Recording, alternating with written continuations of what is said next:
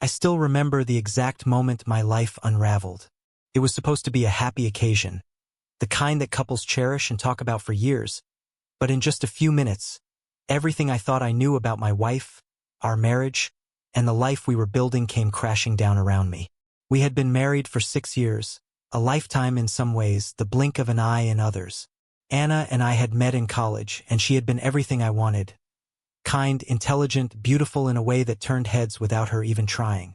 Everyone said we were the perfect couple, a love story right out of a romance movie. I believed it too. God, I'd been such a fool. It was on a Sunday morning when Anna burst into our living room, tears streaming down her face, a smile so wide it almost split her cheeks. I was in my usual spot, lounging on the couch with a cup of coffee, a newspaper half open in my lap, the kind of lazy morning you take for granted until they're gone forever. "James," she said breathlessly, her voice shaking with emotion. "James, I'm pregnant." I froze, and at first, I was stunned, then elated. I stood and pulled her into my arms, laughing as I spun her around the room. For months, we had been trying.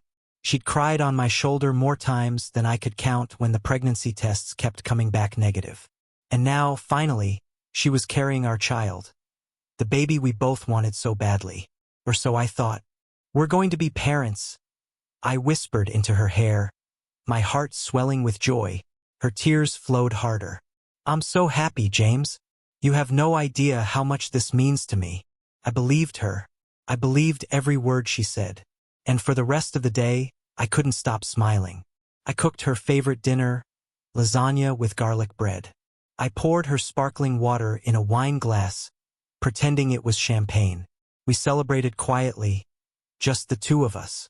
It was one of the happiest days of my life. But that night was when the cracks began to show.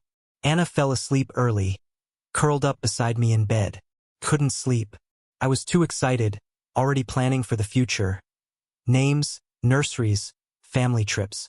I don't even remember what made me do it, but I picked up her phone. It was on her nightstand, screen down. Anna wasn't the kind of person to keep secrets, and I wasn't the kind of man to pry. But something about the way she'd cried, that overwhelming emotion, something hadn't felt right. I know how this makes me sound, like one of those insecure husbands who can't trust his wife. I'd never checked her phone before, but that night, I had a feeling I couldn't shake.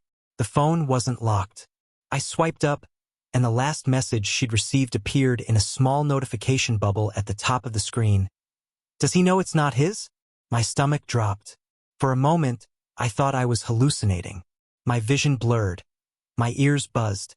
My entire body went cold, like someone had dumped a bucket of ice water over me. Slowly, I opened her texts. The message was from a contact saved as Jake. I didn't know a Jake, and judging by the dozens of messages they'd exchanged over the last few months, I wish I never had. I scrolled through everything, the flirty texts, the inside jokes, the plans to meet up when I was at work. And then there were the pictures. My wife, my Anna, in hotel rooms with a man I'd never seen before, smiling, laughing in his arms. My hands shook as I put the phone down. I glanced over at Anna, sleeping peacefully beside me, oblivious to the hurricane raging inside me. My jaw clenched, and my teeth ached from the pressure. I felt sick, betrayed, and then something else, determined. I knew I couldn't confront her yet. Not until I had proof, solid, undeniable proof. If she was carrying another man's child, she wasn't going to lie her way out of it. Not this time. Over the next week, I played the part of the doting husband. I smiled when she talked about baby names, nodded when she asked about nursery ideas. But while Anna was busy picking out prenatal vitamins, I was busy doing something else, hiring a private investigator. His name was Ron, a gruff guy in his 50s who looked like he'd seen it all. When I showed him the texts and pictures, he shook his head. "You deserve better than this," he muttered. "I'll find out everything. Don't worry."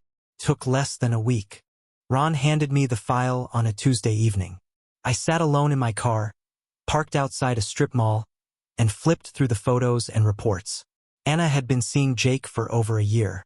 A year. They'd met at her gym. He was a personal trainer, tall, tan, and muscular in a way I'd never been. I hated him immediately, but then I saw the kicker, something I never expected. Jake wasn't just some random guy, he was married. I stared at the picture of him and his wife. Her name was Emily. They had 2 kids, a little boy and girl. A perfect little family. I closed the file and gripped the steering wheel so hard my knuckles turned white. Anna had ruined my life. Now it was my turn. The plan came together slowly, carefully. I wasn't about to let emotions get the better of me. I reached out to Emily first. I wasn't sure how to approach her, so I sent an anonymous email with the evidence attached. I told her I was sorry, that I knew this would hurt, but she deserved to know the truth. She responded the next day. Her message was short, but I could feel the devastation in her words. "Thank you. I don't know what to say. He's dead to me." Good. Next, I waited for the perfect moment to confront Anna. Came on a Friday evening. She had just come home from a doctor's appointment. I'd made dinner, steak and potatoes, her favorite. She sat across from me at the table, happily chatting about the ultrasound she'd scheduled for next week. "Anna," I said quietly, cutting her off mid-sentence. "Who's Jake?" The color drained from her face so quickly, I thought she might faint. Her fork clattered to the plate. "What?"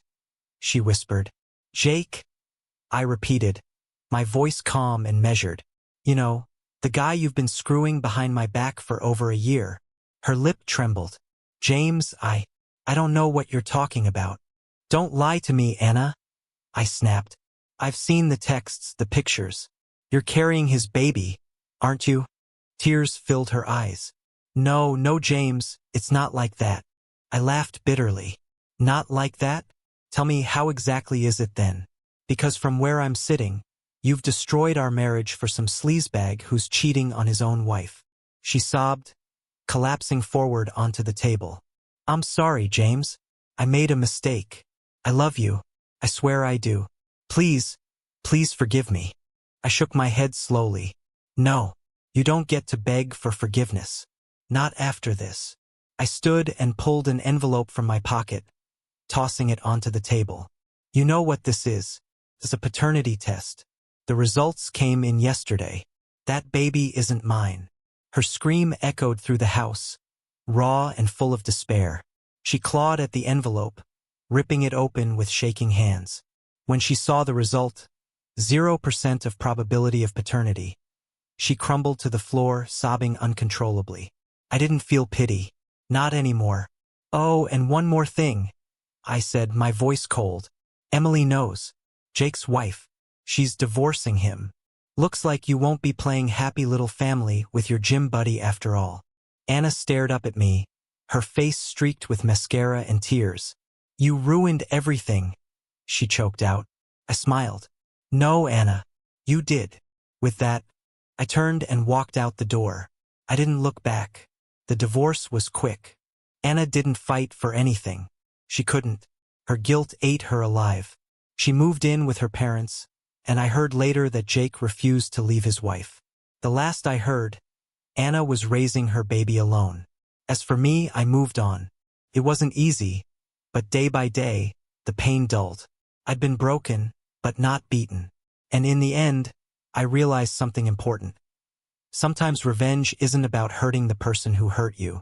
It's about watching them destroy themselves. And that, I think, is exactly what Anna did.